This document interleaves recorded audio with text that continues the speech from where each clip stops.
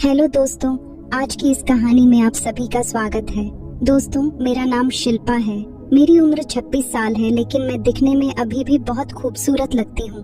मेरे पति का नाम राजेश है और वह शहर में नौकरी करते हैं। अपने पति की गैर मौजूदगी में भी घर की जिम्मेदारी ठीक ठाक निभा लेती हूँ। मेरे एक बेटा और एक बेटी है।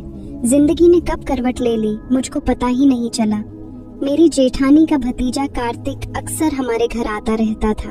मैंने एक दो बार कार्तिक को टोका भी की, बुआ के घर पड़े रहते हो, कोई काम धंधा करो। पहले मैंने भी कार्तिक पर कोई ज्यादा ध्यान नहीं दिया था, लेकिन वह जब भी आता था मैं उसकी खूब मेहमान नवाजी करती थी। कार्तिक के मन में क्या था यह मुझको पता नहीं था। एक दिन कार्तिक दोपहर में मेरे घर आया और चारपाई पर बैठकर इधर उधर की बातें करने लगा। अचानक वह मेरे पास आकर बोला, बुआ, तुम जानती हो कि तुम कितनी सुंदर हो। कार्तिक की इस बात पर पहले तो मैं चौंकी, उसके बाद हंसती हुई बोली, मजाक अच्छा कर लेते हो। नहीं बुआ, ये मजाक नहीं है। तुम मुझे सचमुच बहुत अच्छी लगती हो। तुम्हें देखने को दिल चाहता है, तभी तो मैं तुम्हारे यहाँ आता हूँ, कार्तिक ने हंसते हुए कहा। कार्तिक की बातें सुनकर मेरे माथे पर बल पड़ गए। मैंने कहा, तुम ये क्या कह रहे हो? क्या मतलब है तुम्हारा? उसने बोला, कुछ नहीं बुआ, तुम बैठो और यह बताओ कि फूफा जी कब आएंगे। मैंने कहा, उन्हें छुट्टी कहाँ मिलती है? तुम सब कुछ जानते तो हो, फिर भी पूछ रहे हो। मैंने थोड़ा सा रोब में कहा, तुम्हारे ऊपर दया आती है बुआ।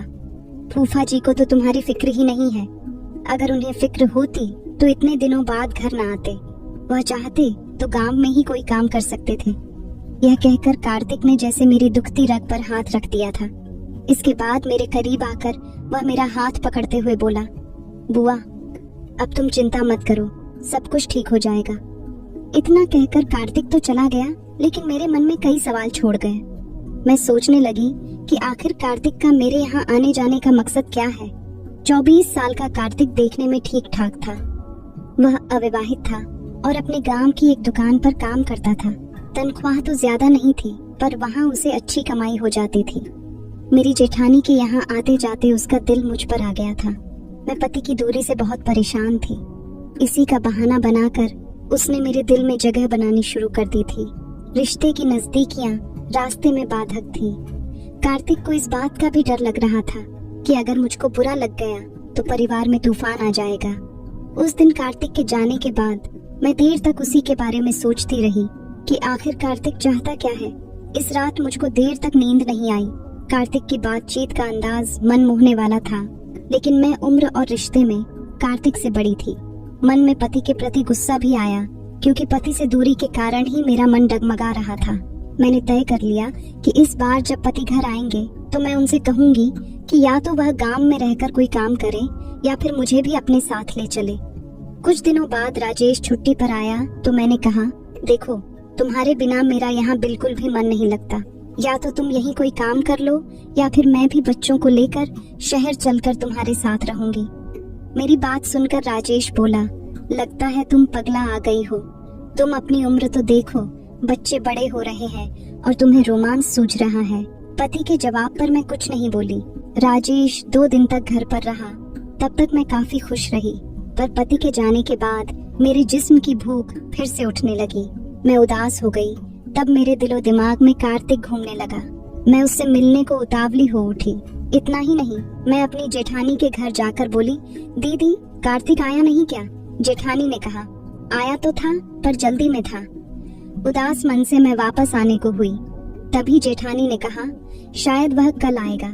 जेठानी की बात सुनकर मेरा दिल खुशी से उछलने लगा। मुझे लग रहा था कार्तिक मुझसे नाराज है, तभी तो वह मेरे घर नहीं आया। अगले दिन अचानक मेरे दरवाजे पर दस्तक हुई। मैंने दरवाजा खोला। सामने कार्तिक खड़ा था। मैंने कहा, अब बताओ क्या करना है? कार्तिक ने घर में दाखिल होते हुए कहा। मैंने दरवाजा बंद किया और अंदर आकर कार्तिक से बातें करने लगी। कुछ देर में मैं 2 गिलासों में चाय लेकर आई तो कार्तिक ने पूछा, फूफा आए थे क्या? मैं बेमन से बोली, हाँ, आए तो थे, लेकिन 2 दिन रहकर चले गए। कार्तिक को लगा कि मैं पति से खुश नहीं हूँ। उसने मौके का फायदा उठाते हुए कहा, बुआ, मैं कुछ कहना चाहता हूँ, पर डर लगता है कि कहीं तुम बुरा ना मान जाओ। मैंने कहा, तुम बताओ क्या बात है? उसने कहा, बुआ, सच तो यह है कि तुम मुझे बहुत अच्छी लगती हो और मैं तुमसे प्यार करने लगा हूँ। कार्तिक ने एक ही झटके में मन की बात कह दी। कार्तिक की बात पर मैं भड़क उठी। क्या मतलब है तुम्हारा? और हाँ, प्यार का मतलब जानते हो? आपने और मेरी उम्र में फर्क देखा है। मैं रिश्ते में तुम्हारी बुआ लगती हूँ। कार्तिक ने कहा। हाँ, लेकिन इस दिल का क्या करूँ जो तुम पर आ गया है। अब तो दिल और दिमाग पर हमेशा तुम ही छाई रहती हो। मैंने कहा, लगता है तुम पागल हो गए हो। जरा सोचो, अगर घर वालों को यह सब बात पता चला तो मेरा क्या हाल होगा। कार्तिक चारपाई से उठा और मेरे पास आकर बैठ गया। मैंने इसका कोई विरोध नहीं किया।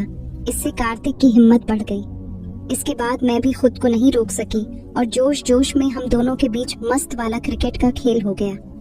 जोश उतरने पर जब होश आया तो हम दोनों में से किसी के भी मन में पछतावा नहीं था।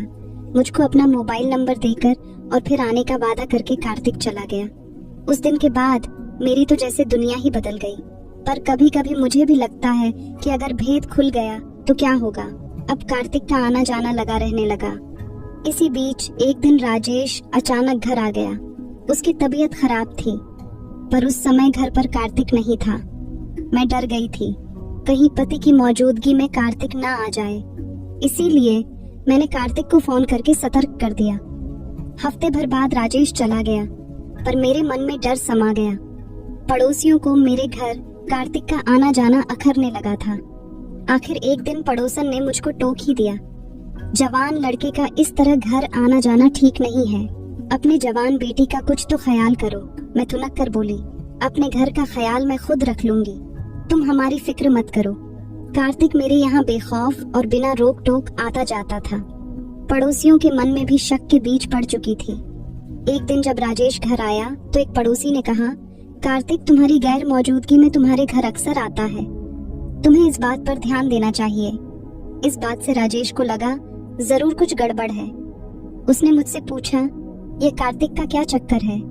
पति की बात सुनकर मेरी धड़कनें बढ़ गई। ये क्या कह रहे हो तुम? तुम्हारा रिश्तेदार कभी कभी यहाँ आ जाता है तो इसमें गलत क्या है? घर में जवान बच्ची है, तुम उसे यहाँ आने के लिए मना कर दो। राजेश ने कहा, अपनी बेटी की देखरेख मैं खुद कर सकती हूँ, पर कभी सोचा है कि तुम्हारे बिना मैं कैसे रहती हूँ? तुम लोगों के लिए ही तो मैं बाहर रहता हूँ। जरा सोचो, क्या तुम्हारे बिना मुझे वहाँ अच्छा लगता है क्या? राजेश को मेरी इस बात से विश्वास होने लगा कि पड़ोसियों ने उसे मेरे और कार्तिक के बारे में जो खबर दी है वह सही है। राजेश 2-4 दिन रुककर अपने काम पर शहर चला गया, पर इस बार उसका काम में मन नहीं लगा। उसे लगता था जैसे उसकी गृहस्थी की नींव हिल रही है। एक दिन अचानक वह छुट्टी लेकर बिना बताए घर आ गया। उसने घर में कदम रखा तो घर में कोई बच्चा दिखाई नहीं दी। उसने कमरे का दरवाजा खोला तो सन्न रह गया।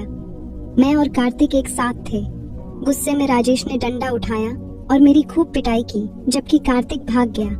पीटने के बाद भी मेरे चेहरे पर डर नहीं था। मैं गुर्रा कर बोली, इस सब में मेरी नहीं बल्कि तुम्हारी गलती है। मैंने कहा था ना कि मैं तुम्हारे बिना नहीं रह सकती, पर तुमने मेरी भावनाओं का ख्याल कहाँ रखा।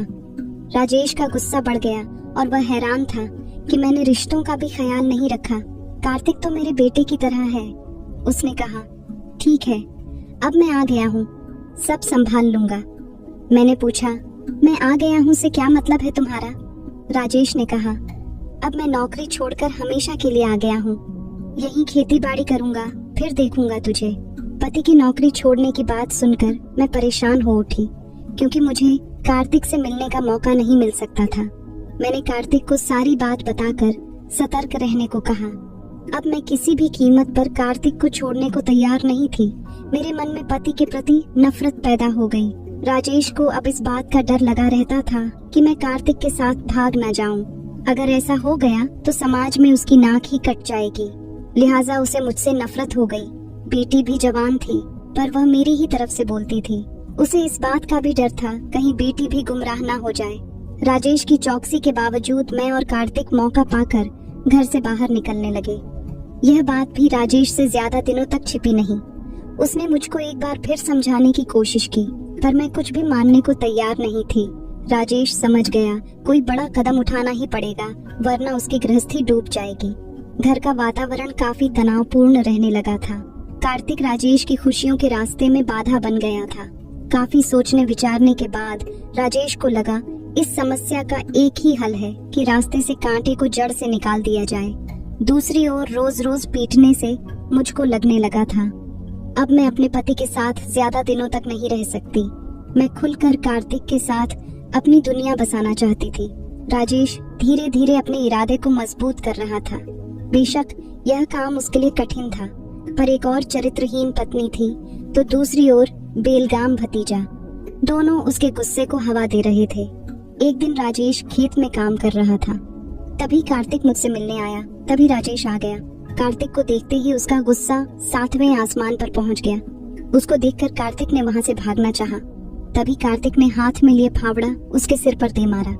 एक ही वार में कार्तिक वहीं ढेर हो गया। ये देखकर मेरी तो चीख निकल गई। आस पड़ोस में हाहाकार मच गया। तभी किसी ने पुलिस को खबर कर दी। पुलिस ने मौके से ही राजेश को गिरफ्तार कर लिया। मैं वहीं बैठकर रोए जा रही थी। मेरी एक गलती की वजह से आज मेरा हंसता खेलता परिवार बिखर गया था। तो दोस्तों, उम्मीद करती हूँ आपको हमारी कहानी पसंद आई होगी। कहानी पसंद आई है तो वीडियो को लाइक और चैनल को सब्सक्राइब करें। वीडियो देखने के लिए